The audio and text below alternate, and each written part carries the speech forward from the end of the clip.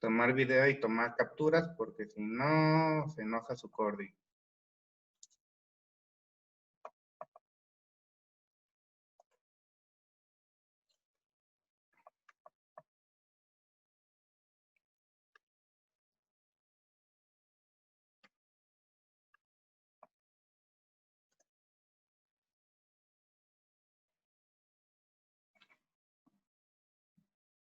Profe, ¿Mande? Dígame. yo estaba apareciendo en CES Web en las listas del B y los trabajos no me aparecen, ahorita me aparecen como vencidos. Se supone que sí están calificados, fíjate. Aunque estén vencidos, si están calificados, no hay bronca. Y habla con la coordinadora para que hable a sistemas otra vez y arreglen la situación contigo. Si te van a dejar ya en el B, pues ni modo, vete al B. Ah, es que lo que pasa es que ya me cambiaron a estaba apareciendo en el B y me volvieron a cambiar y los trabajos no me aparecen en el A, me aparecen en el B y no tengo los trabajos hechos como quien dice. Son los mismos, del A y el B, nada más las fechas son diferentes. Así que fíjate, de todas maneras los videos ya están en YouTube. Fíjate cuáles son las fechas de ahí para que los entregues en la hora adecuada y no tengas problemas. Y las actividades son básicamente las mismas. Nada más las fechas cambian de un día, es un día de diferencia. ¿Sale? Ok. Ahora, vamos a comenzar con este.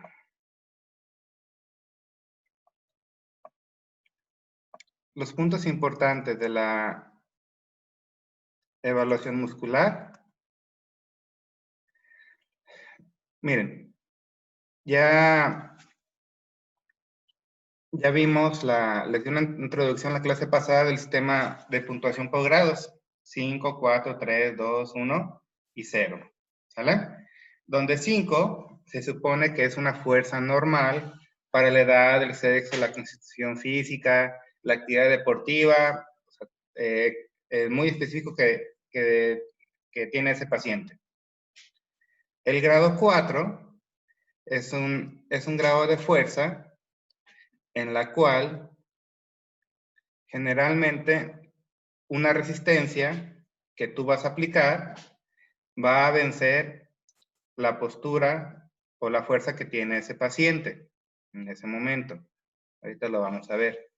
Un grado 3 es aquel paciente que puede vencer la fuerza de gravedad completando un arco de movimiento, pero no tolera ninguna resistencia. En el grado 2 es cuando el paciente no puede vencer la fuerza de gravedad, pero si la minimizas, si la sustituyes en una postura donde la fuerza de gravedad no sea tan intrusiva, te puede completar ese arco de movimiento sin la fuerza de gravedad sobre él. En el grado 1, quiere decir que se palpa o se ve una contracción muscular, pero esa contracción no alcanza a mover una articulación. En el grado 0, pues es que no hay nada. ¿Sale? Eso es como lo básico de donde vamos a partir ahorita. ¿Estamos bien hasta ahorita? ¿Sí o no? Okay. Luego, hay dos maneras de medir la fuerza muscular, dos pruebas para hacer para medir la prueba muscular, para dar una calificación del 5 al 0.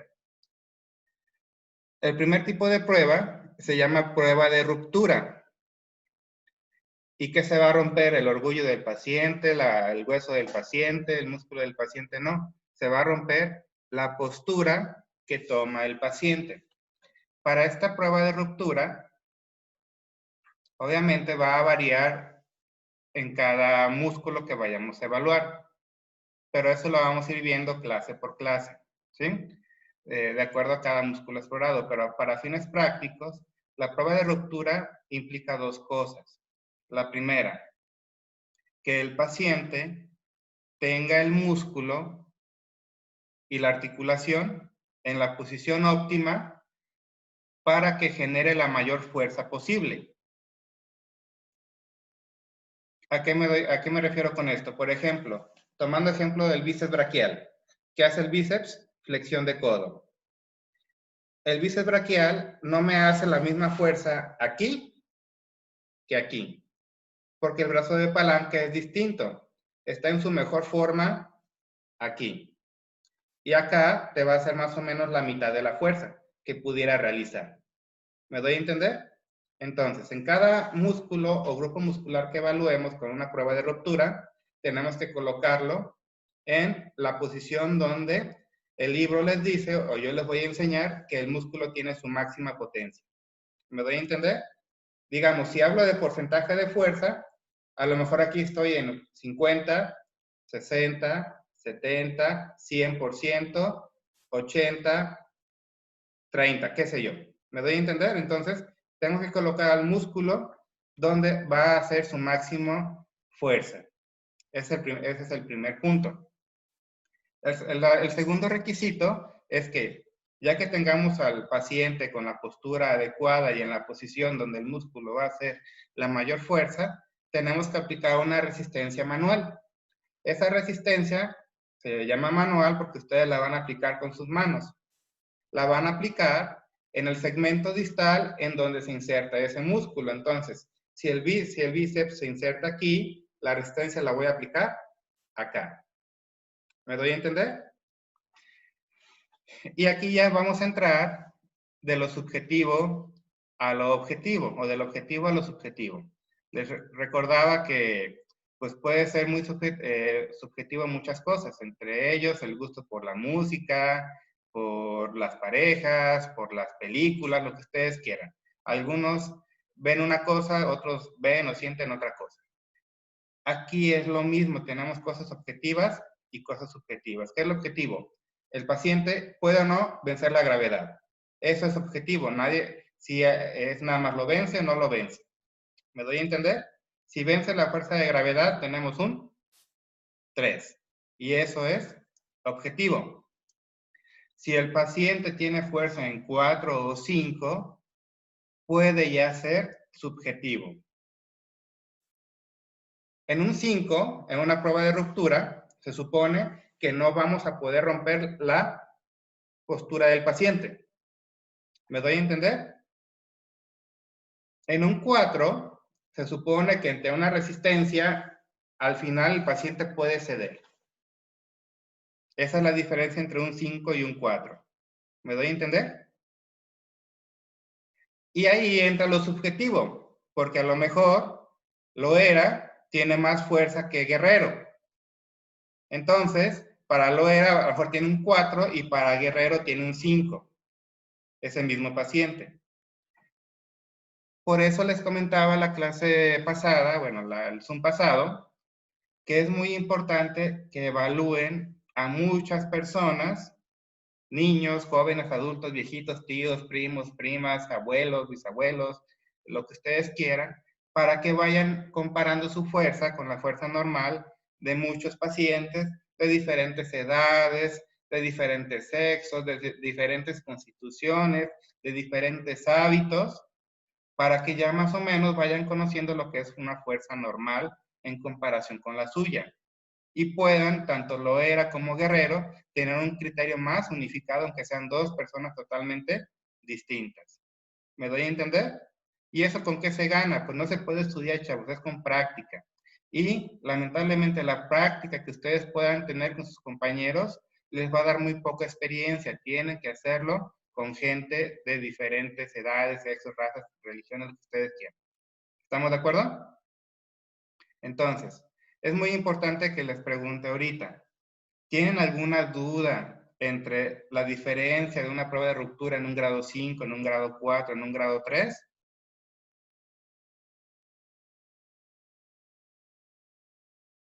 Ahí no tengo grillos por aquí, pero los podría escuchar.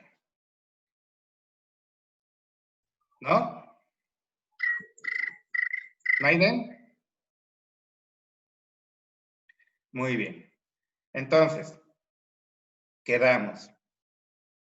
Tenemos una prueba de ruptura donde colocamos al paciente en la postura más adecuada para medir la máxima potencia de ese músculo. ¿Sí? Y ya vemos si es un 5, 4, 3, 2, 1 o 0. Luego tenemos otro tipo de prueba, que es la prueba de resistencia activa. ¿Qué es la prueba de resistencia activa? Es lo mismo, pero en vez de medir al bíceps en su punto de máxima potencia, voy poniendo una resistencia escalonada desde el inicio del arco de movimiento. ¿Me doy a entender? Nada más. Va empezando aquí el movimiento, voy aplicando ya un poco de resistencia para valorar la fuerza que tiene el paciente. Esa prueba solamente se tiene que dejar para gente con mucha experiencia, porque alguien con poca experiencia, si le aplica mucha resistencia, el paciente no va a poder levantar ni la mano y va a decir, es que tiene una fuerza en 4, cuando a lo mejor no están teniendo en cuenta que el paciente no está en su máximo punto de palanca para ejercer su máxima fuerza. ¿Me doy a entender? Entonces, ese tipo de pruebas ustedes no las van a realizar hasta que ya tengan algo de experiencia. ¿Estamos de acuerdo? La que vamos a utilizar va a ser entonces la prueba de ruptura. ¿Estamos de acuerdo? Y ya que tengan cierto expertise, como dicen por ahí, pudieran aplicar pruebas de resistencia activa. Ahora, ¿qué más?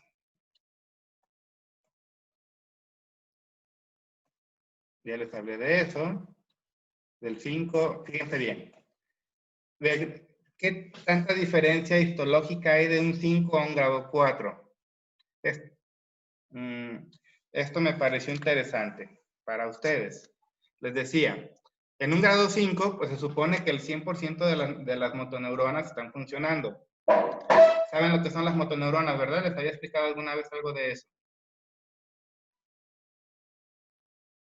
¿No? ¿Sí? ¿Sí o no? Sí. Bueno, rápidamente.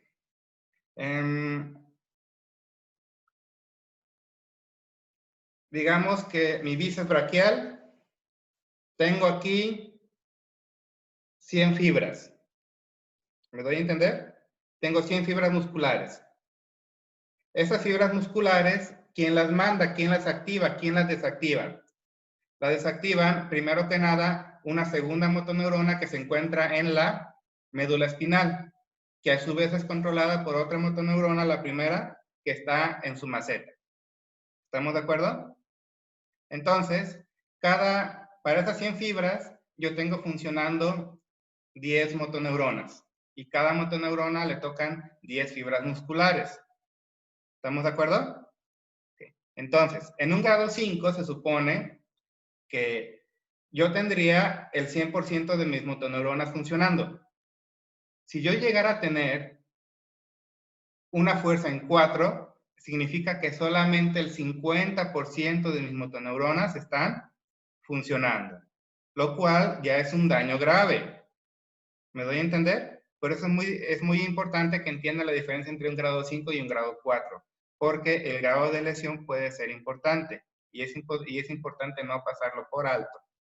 Ahora, en un grado 3, solamente están funcionando, si el paciente solamente puede vencer la gravedad, significa que solamente le están funcionando el 15% de sus motoneuronas, lo cual ya es un daño muy grave. ¿Estamos de acuerdo? Entonces, si nosotros vemos de manera ambigua, del 5 al 0, del 5 al 1, la mitad es 3. Uno pudiera pensar, tiene fuerza en 3, tiene la mitad de la fuerza que debería tener. Cuando no es así, tiene casi más de un 80% menos de la fuerza que debería de tener ese paciente. Cuando el paciente solamente puede hacer una fuerza en grado 3. ¿Estamos de acuerdo? Entonces, para que vean que no, es muy importante hacer una muy buena graduación. Ahora, criterios del más y del menos. ¿Cuándo vamos a ponerle un adjetivo de más o de menos? El más solo se utiliza en el grado 3 para referirse a un paciente que puede vencer la fuerza de gravedad y se le puede agregar una mínima resistencia. pero esa resistencia no la van a poner ustedes en la mayoría de los casos. Es, por ejemplo, un paciente que tiene alguna lesión y está utilizando una férula y puede levantar todavía la mano y el peso de esa férula que está utilizando. ¿Sí? Puedes decir eso y un piquitito más, pero no llega a ser un 4. ¿Estamos de acuerdo? A eso es para lo que se utiliza el grado 3 y el símbolo de más. ¿Sí? Ahora, el grado menos solo se utiliza cuando apliquemos la fuerza en 2. Si 2 significa que el paciente, si el paciente no puede vencer la fuerza de gravedad, minimizo la fuerza de gravedad y el paciente puede completar el arco de movimiento. Ese es un 2. ¿Estamos de acuerdo? Pero el menos se lo vamos a aplicar cuando el paciente, aún con la fuerza de gravedad, hizo un movimiento, pero no completó el arco de movimiento. Un movimiento parcial minimizando la fuerza de gravedad, que es más que 1, pero no llega al 2 porque no completó el arco de movimiento. ¿Estamos de acuerdo? ¿Sí o no? Ok, lo voy a volver a explicar por si alguien se quedó con alguna duda. Grado 3. El paciente vence la fuerza de gravedad completando arco de movimiento. Grado 2. A secas. El paciente, minimizando la fuerza de gravedad, completa el arco de movimiento. Grado 2 menos. Minimizando la fuerza de gravedad, el paciente da un movimiento parcial, pero no completa el arco de movimiento. Grado 1. El paciente, hay contracción, pero no hay movimiento. Y grado 0, pues como el cerebro de Natanael Castro, no hay nada. ¿Sí? Ahora, ¿qué más? ¿Cómo tienen que tener a su paciente para hacer las pruebas musculares? Muy sencillo. Tiene que estar el paciente cómodo, en un lugar donde se siente tranquilo, con una temperatura adecuada, con una camilla rígida dentro de lo posible y tener todos estos materiales a la mano, inclusive su libro de consulta por si algo se les olvida. Vamos a utilizar la escala de Daniels, agregándole nada más el más y el menos nosotros en nuestra clase. ¿Sale? Ahora, tono muscular. Todavía ustedes no hacen prácticas. Ya que les toca hacer prácticas, van a ver pacientes con hipo o hipertonía. ¿Sí? ¿Algunos de ustedes le han dado toquecitos en las fiestas con el viejito que va con su maquinita y los de esos así y ustedes se ponen con sus amigos o amigas a ver quién les da más toques? ¿Sí o no? Así lo han visto. Los que se han puesto, se han fijado que el viejito o la señora o el señor que lo trae, primero empieza despacito y tú sientes cómo se te van engarruñando las manos, ¿sí? Y le va subiendo, se te engarruñan más fuertes y luego se te engarruñan más partes del cuerpo. ¿Me doy a entender? Y luego le sube tanto que se te tetaniza y ya hasta que alguien se suelta y se acabó todo, ¿sí? Entonces, ¿qué es el tono muscular? Digamos que nuestro cerebro es el viejito que nos está proporcionando la cantidad de corriente adecuada para controlar nuestra postura. Ni más control, ni más potencia, ni menos potencia. La adecuada para controlar nuestra postura.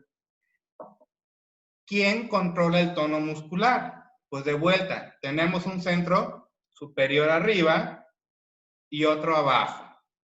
¿Me doy a entender? Entonces, ¿qué pasa cuando uno de estos dos se lesiona? Cuando se lesiona el de arriba, el de la maceta, el de abajo ya no sabe qué hacer. Y dice, pues ante la duda, yo le doy con todo. Y el paciente va a tener una hipertonía. Y son los pacientes que tienen tanto rígidos. No los puedes mover de la contracción tan fuerte que hace el paciente a la movilización pasiva. Ahora, ¿qué pasa cuando es al revés? Cuando se daña la de abajo, la de la médula espinal. Ahí vamos a tener ya una hipotonía.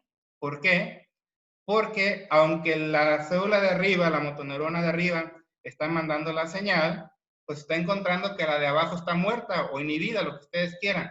Y pues no va a pasar esa señal en su totalidad o en alguna parte. Y eso se le llama hipotonía, porque el tono muscular no alcanza para lo que nosotros estamos buscando. ¿Estamos de acuerdo? ¿Sí o no? ¿Sí o no? Bueno, ahora vamos a pasar rápidamente a algunos puntos de ya vieron músculos del cuello, ¿verdad? ¿Sí o no? Sí, ya me preguntará de eso. Entonces, para fines prácticos, ¿cuánto tiempo va?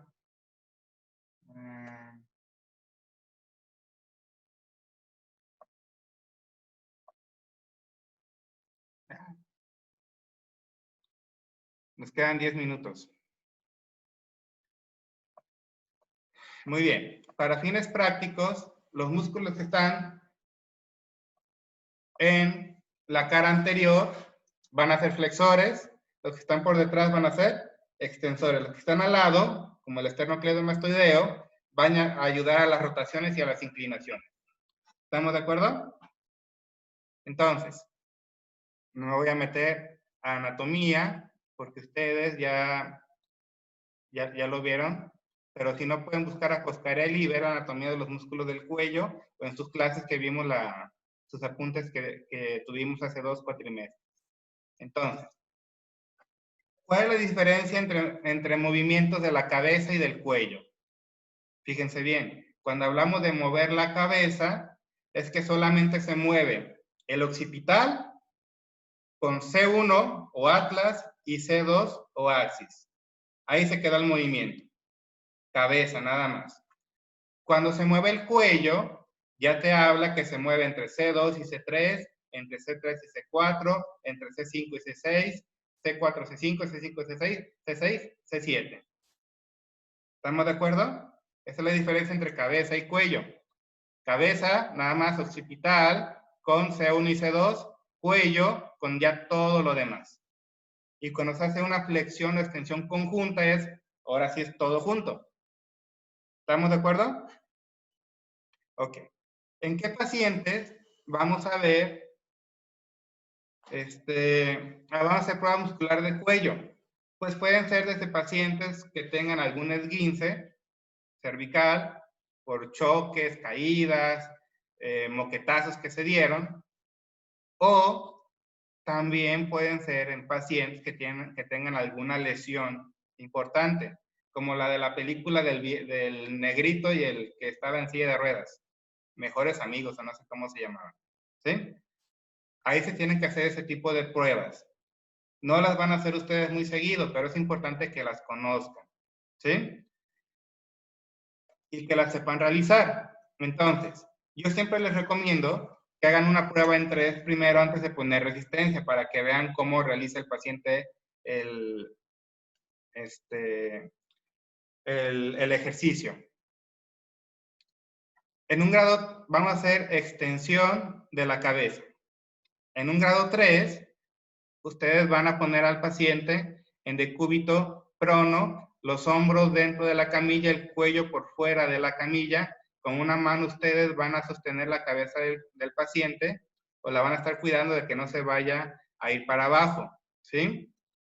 Y le van a decir al paciente que mantenga esa postura y luego de estar viendo hacia abajo, que vea hacia la pared.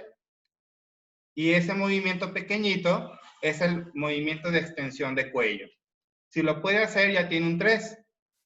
Ahora, si el paciente tolera alguna resistencia moderada, va a tener un grado 4.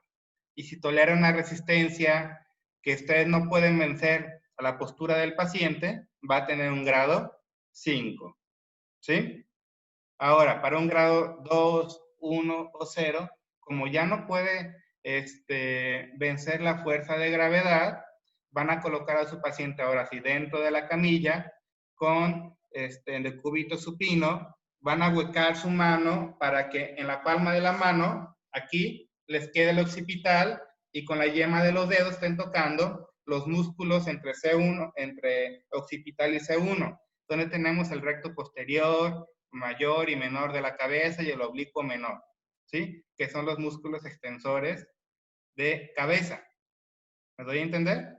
Entonces, le van a pedir al paciente que intente mirar hacia atrás. Ese movimiento va a hacer que ustedes sientan dos cosas. Primero, la contracción de los músculos en la punta de sus dedos, y luego que al hacer la cabeza hacia arriba, van a sentir que les aprietan más la palma de la mano. Y eso, al haber un poco de movimiento y sentir todo eso, ya equivale a una fuerza en 2. En el grado 1, solamente van a sentir que hay una contracción, pero no va a haber algo que les apriete la cabeza, porque no va a haber movimiento. Así que les apriete la palma de la mano. Y en el grado 0, nada. ¿Me doy a entender? Ahora, en el cuello va a ser lo mismo, ¿sí? Nada más que el movimiento va a ser diferente.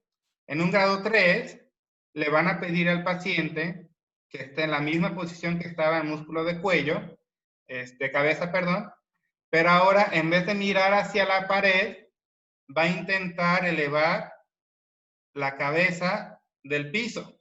Háganse cuenta que está el paciente viendo hacia abajo y le pone una culebra y la culebra les trata de morder la nariz. ¿Qué van a hacer ustedes? Se van a hacer hacia atrás. Ese es el movimiento de extensión del cuello. Si el paciente logra hacerlo contra gravedad, va a ser una fuerza en grado 3. Si el paciente logra hacerlo con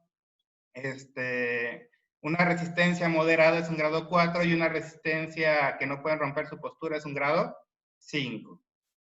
¿Estamos de acuerdo? Ahora, para el grado 2, 1 y 0, el paciente se vuelve a colocar en decúbito supino, vuelven a colocar las manos de modo que su palma quede sobre el occipital, y ahora los dedos van a colocarse sobre los músculos más bajos del cuello. Ya no entre occipital y C1, sino entre los músculos más bajos. Y es lo mismo. Un grado 2 van a sentir la contracción con algo de aumento o algo de peso más en la palma de su mano. El grado 1 solamente sentirán la contracción sin sentir nada en la palma de la mano, y en el grado 0 pues no habría nada. Y pues se nos acabó el tiempo, chavos, pero esos son los principios básicos para evaluar la fuerza muscular. Necesito que sigan leyendo las demás pruebas y ya a lo mejor con esta ayudadita que les di ya puedan comprender de mejor manera de qué tratan las siguientes pruebas. De todas formas, cuando estemos en vivo vamos a hacer todas las pruebas en todos los grados. Pero sí es importante que vayan practicando con sus familiares, ¿sí? Para que no se aburran de estar en casa. ¿Alguna duda o alguna pregunta de momento? ¿No todos? Yo sí. Bueno, díganme. ¿Durante cuánto tiempo es recomendado que se aplique la resistencia? Un par de segundos nada más, ¿sí? No tienes que estar ahí 10 segundos aplicando de la resistencia. Son un par de segundos nada más, es suficiente, ¿sí? Muy buena pregunta. ¿Alguna otra pregunta?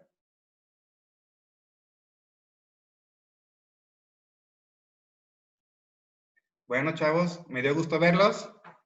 Nos estamos viendo y escuchando la próxima semana. De todas maneras, si tienen alguna duda, mándenme correo o anótenlas, y aquí cuando tengamos el Zoom me las pueden comentar. ¿Vale? Bye bye, se cuidan, desayunen rico.